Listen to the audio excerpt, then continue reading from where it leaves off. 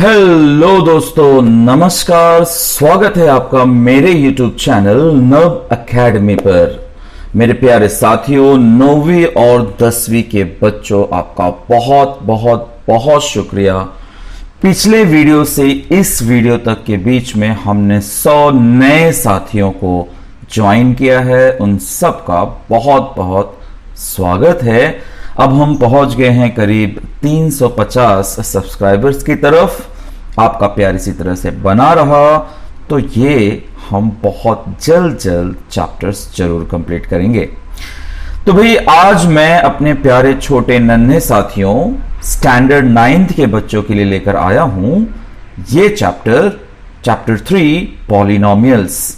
भाई, पॉलिनोमियल्स यानी कि आप समझ ही सकते हैं एक बहुत ही इंपॉर्टेंट चैप्टर जिसका बच्चे बड़े बेसब्री से इंतजार कर रहे थे। कई कमेंट्स आ गए मुझे। तो चलिए अब शुरू करते हैं कि क्या होता है पॉलिनोमियल। भाई, पॉलिनोमियल अगर देखा जाए तो पॉलिनोमियल हम उस एक्सप्रेशन को कहेंगे जिसका पावर एक होल नंबर हो, और अगर सारे पावर्स होल नंबर्स हैं तो हम उसे पॉलिनोमियल कहेंगे। जिसमें वेरिएबल्स नहीं भी होंगे, जैसे कि 6 - 7 1/2 0 3, ये सब कुछ ऐसे हैं जिसमें कोई x y वेरिएबल नहीं है, तो उसे हम कांस्टेंट नंबर्स जो होते हैं उसको हम कांस्टेंट पॉलिनोमियल्स भी कह सकते हैं। इसमें कोई दिक्कत नहीं है।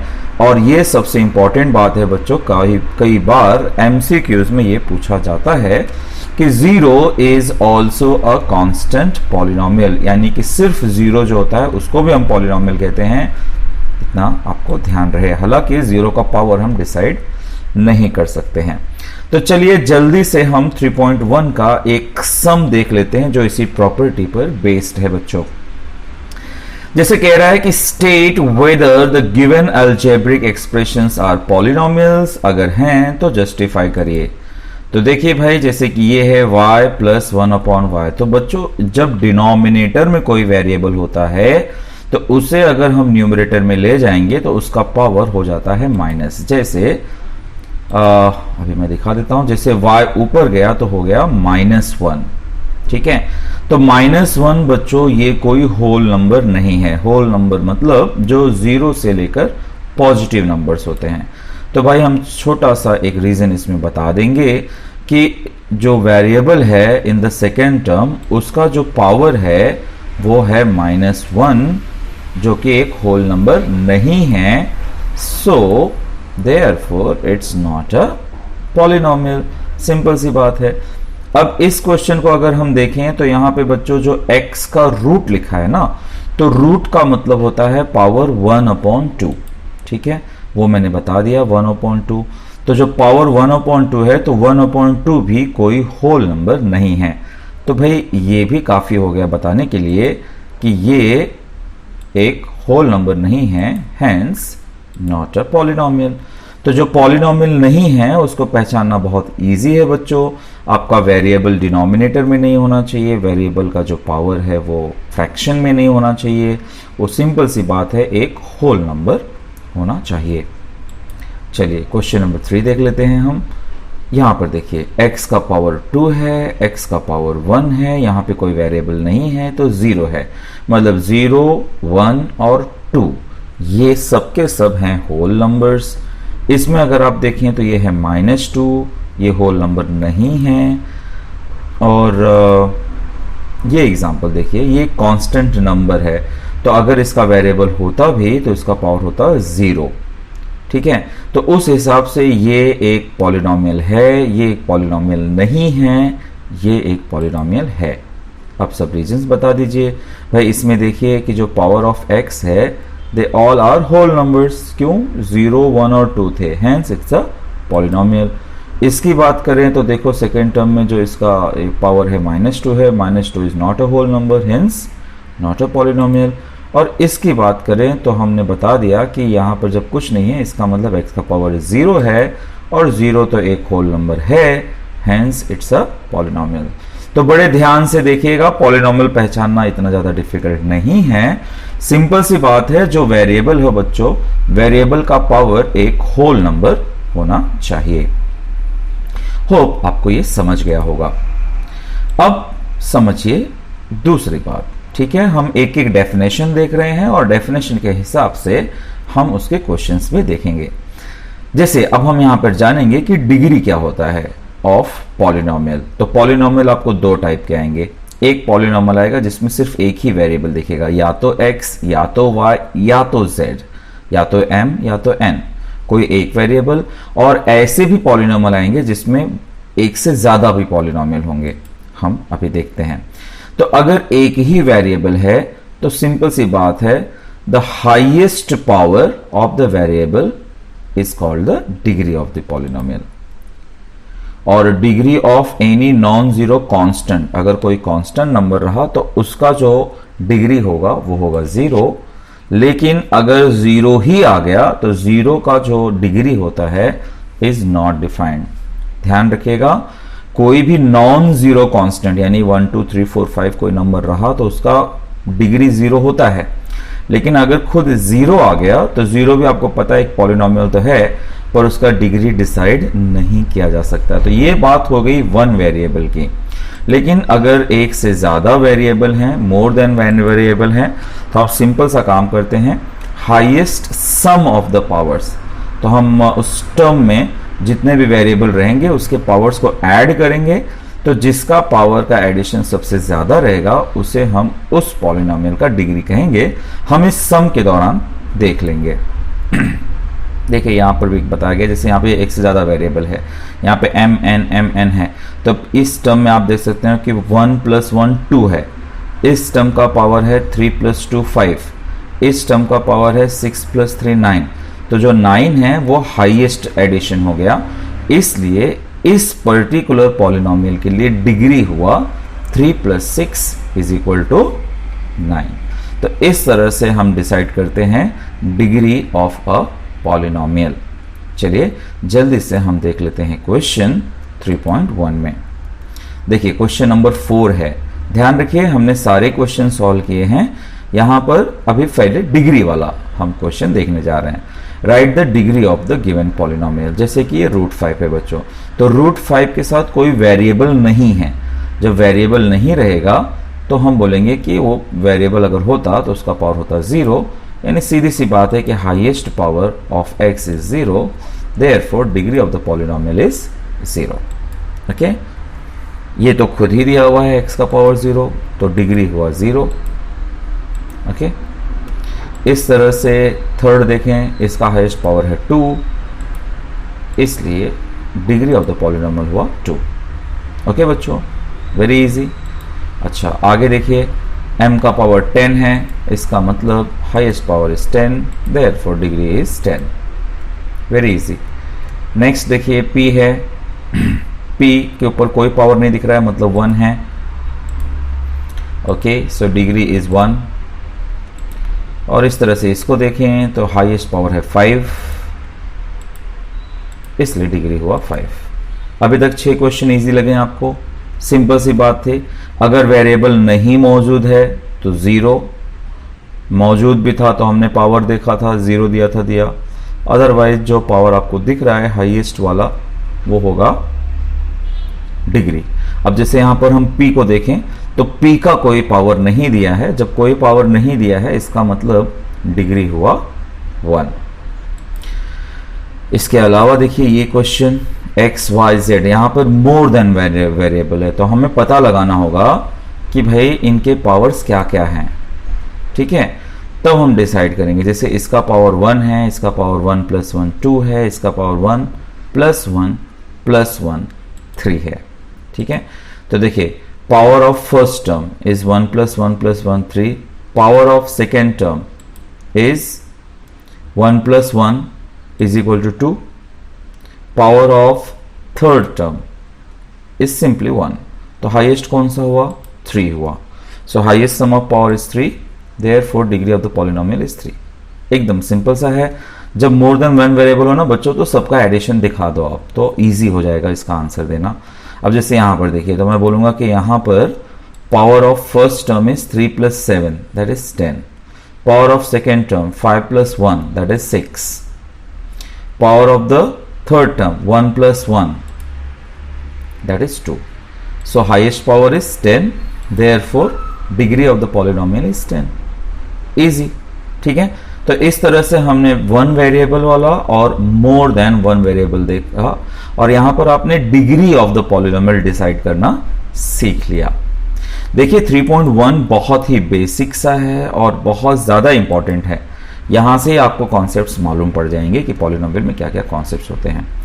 अब हम टाइप्स ऑफ पॉलिनोमियल्स देखेंगे। टाइप्स ऑफ पॉलिनोमियल डिसाइड करने के दो तरीके हैं बच्चों। एक तो हम ये काउंटिंग करते हैं कि उसके अंदर कितने टर्म हैं, और एक तो ये देखते हैं कि उसका हाईएस्ट पावर क्या है। तो काउंटिंग के हिसाब से उसके तीन टाइप हैं।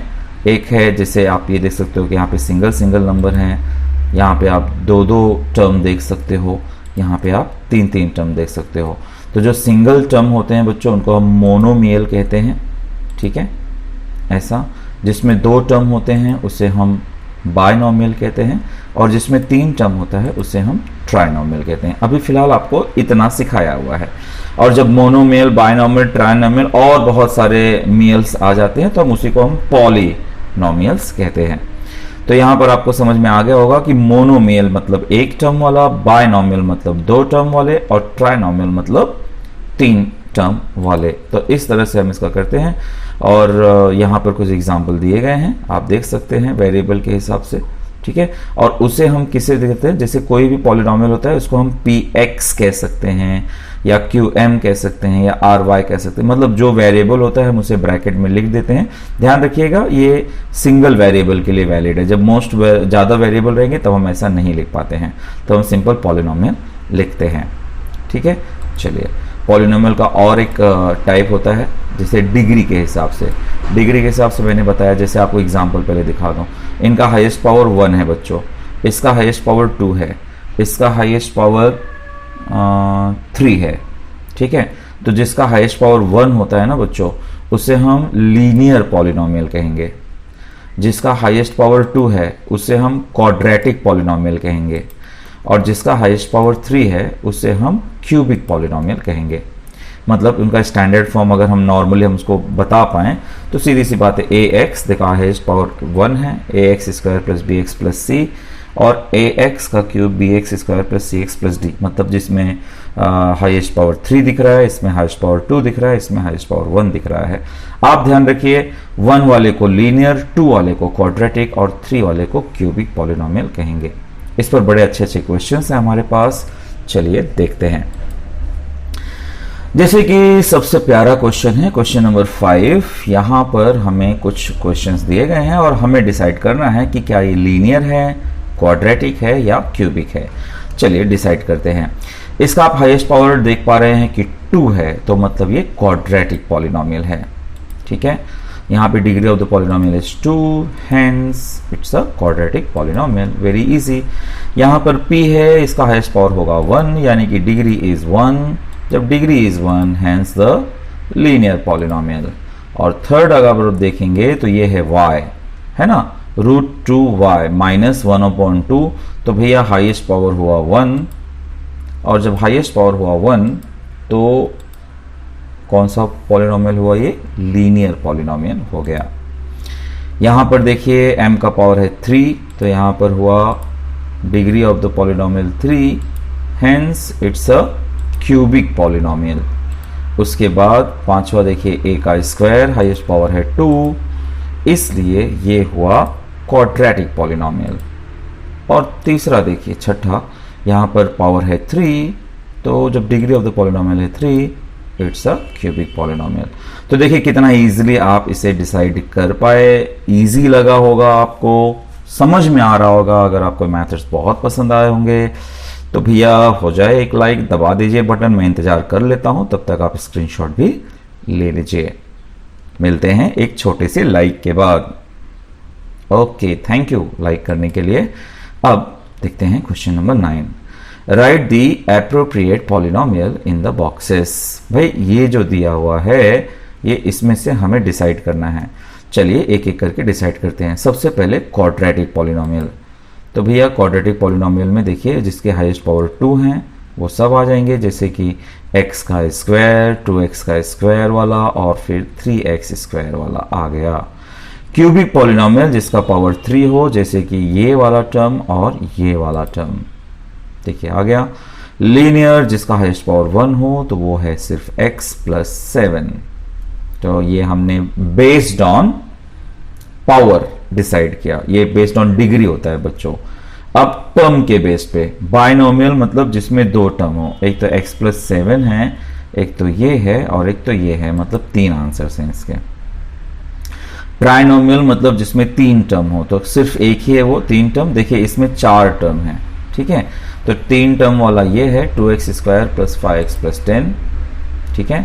उसके बाद है मोनोमियल। मोनोमियल मतलब जिसमें सिंगल टर्म हो। सिंगल टर्म वाला कौन है, तो वो है x का स्क्वायर। तो इस तरह से देखिए इसमें हमने आइडेंटिफाई करा बेस्ड ऑन टर्म और बेस्ड ऑन डिग्री। तो अब बच्चों आपने क्वेश्चन नंबर 5 देखा, क्वेश्चन नंबर 9 देखा।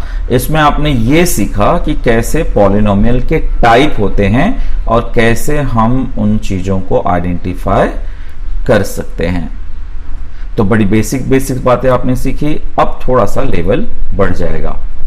देखिए किसी भी पॉलिनोमियल को इस तरह से लिखा जा सकता है कि स्टैंडर्ड फॉर्म होता है, एक कोएफिशिएंट फॉर्म होता है, एक इंडेक्स फॉर्म होता है।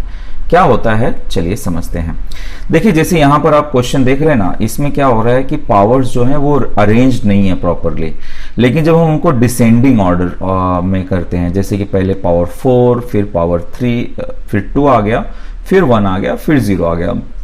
पावर को डिसेंडिंग ऑर्डर में जब लिखते हैं, तो डिसेंडिंग ऑर्डर में जब हम लिखते हैं तब हम उसे कहते हैं स्टैंडर्ड फॉर्म। ये मेथड आपके लिए जानना बहुत जरूरी है बच्चों, क्योंकि अभी जितने भी इस चैप्टर में जितने भी क्वेश्चन आएंगे सब में आपको ये स्टैंडर्ड फॉर्म या जो भी फॉर्म ये बोल रहे हैं वो लगने वाला है।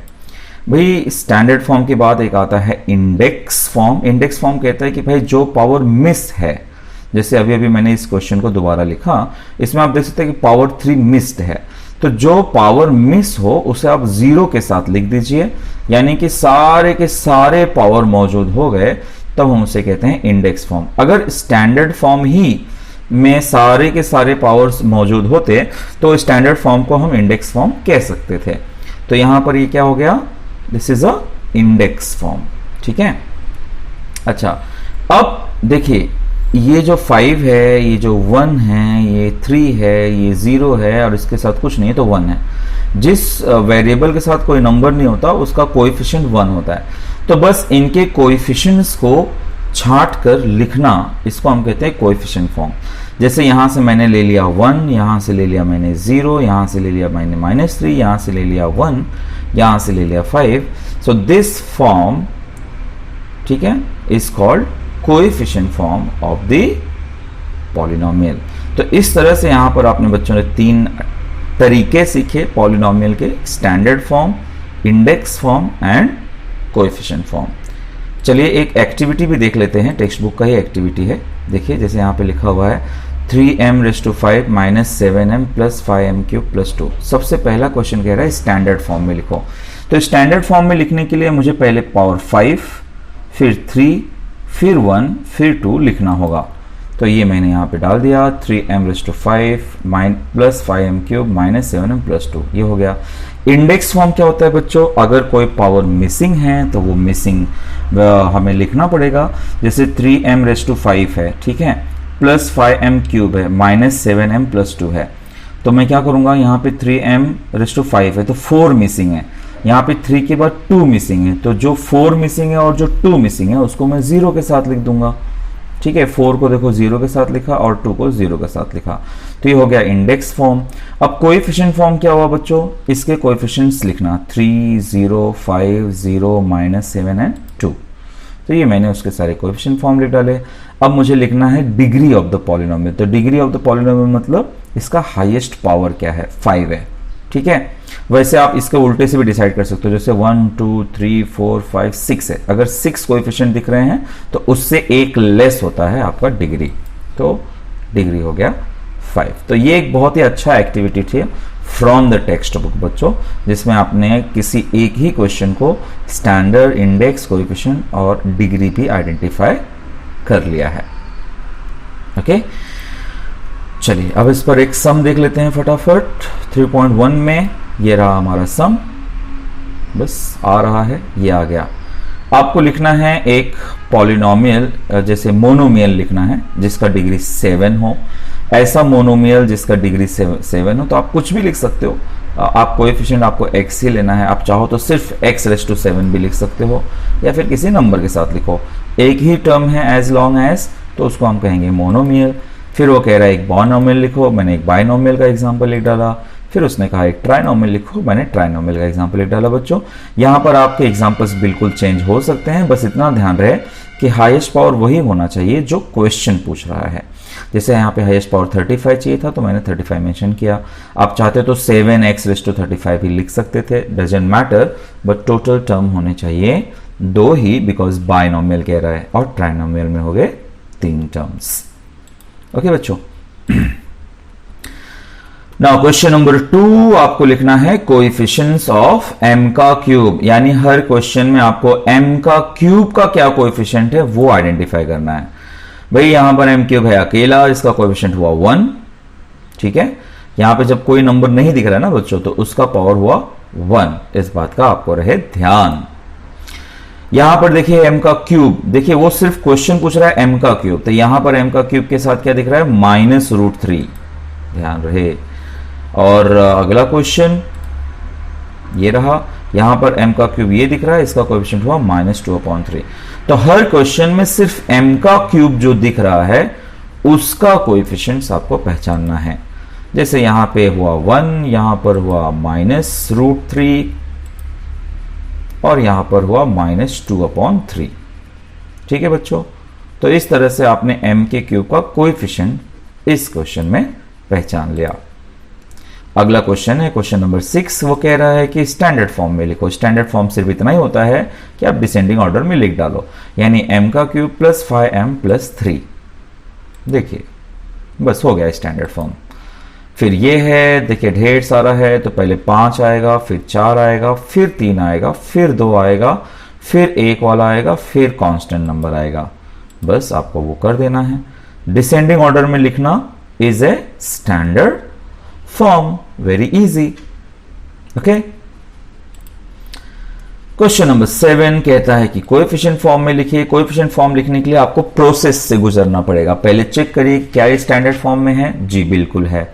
फिर क्या करिए, कोई पावर मिसिंग है, बिल्कुल है। 3 के बाद 2 मिसिंग है, 1 मिसिंग है, तो पहले वो लिखना होगा आपको जीरोस के साथ। अब भाई इसमें से आप कोएफिशिएंट्स को अलग कर सकते हैं, 1 0 0 2 यानी कि -2, ठीक है। ये हो गया coefficient form of the given polynomial. अब ये हो गया 5y प्लस 0, यहाँ पे y का पावर 1 और यहाँ पे y का पावर 0। अब मैं लिख सकता हूँ इसका कोएफिशिएंट 5 और 0। तो भाई कोएफिशिएंट फॉर्म के लिए पहले तो स्टैंडर्ड फॉर्म, फिर इंडेक्स फॉर्म, फिर इंडेक्स फॉर्म के बाद आप लिख पाएंगे कोएफिशिएंट फॉर्म। जैसे इसमें देखिए 4 के बाद 3 मिसिंग है, 2 के बाद 1 मिसिंग है। जो मिसिंग है पहले आप उसको इंडेक्स फॉर्म में लिख दीजिए। इसको जिसमें हम 0 के साथ पावर्स को लिखते हैं ना बच्चों, उससे हम कहते हैं इंडेक्स फॉर्म। अब इसके कोएफिशिएंट ले लीजिए सब, ठीक है। -2/3, इसके साथ कोई वेरिएबल नहीं दिख रहा है बच्चों, कोई वेरिएबल नहीं दिख रहा है तो 0 है इसका पावर, मतलब ये ऑलरेडी स्टैंडर्ड फॉर्म है ही। स्टैंडर्ड के साथ साथ इंडेक्स फॉर्म भी है, तो बस इसका जो कोएफिशिएंट है वो सिर्फ आ जाएगा -2/3। अगर वेरिएबल पूछा जाए तो वेरिएबल भाई आपकी मर्जी, चाहे x y कुछ भी ले लीजिए, पर उसका पावर होने वाला है 0। तो इस तरह से हमने देख लिया क्वेश्चन नंबर 7। तो बच्चों आई होप कि आपको समझ में आ रहा होगा कि आपने कौन कौन सा फॉर्म देखा। एक देखा आपने स्टैंडर्ड फॉर्म, एक देखा इंडेक्स फॉर्म और एक देखा कोएफिशिएंट फॉर्म। अब कोएफिशिएंट फॉर्म का उल्टा, right the polynomials in index form. ये देखिए 1 2 3 दिया, या आपको कोएफिशिएंट दे दिया है बच्चों। अब आपको लिखना है इसका उल्टा, यानी कि इंडेक्स फॉर्म, ठीक है। तो देखिए 1 2 3, आपको इसमें करना क्या होगा कि टोटल टर्म्स काउंट करने होंगे। टोटल टर्म्स हैं इसमें 3। अब इसमें टोटल टर्म्स कितने हैं, इसमें टोटल टर्म्स 5, इसमें टोटल टर्म्स है 4। आखिर क्यों काउंट किया, ये एक बार एक देख लेते हैं हम लोग।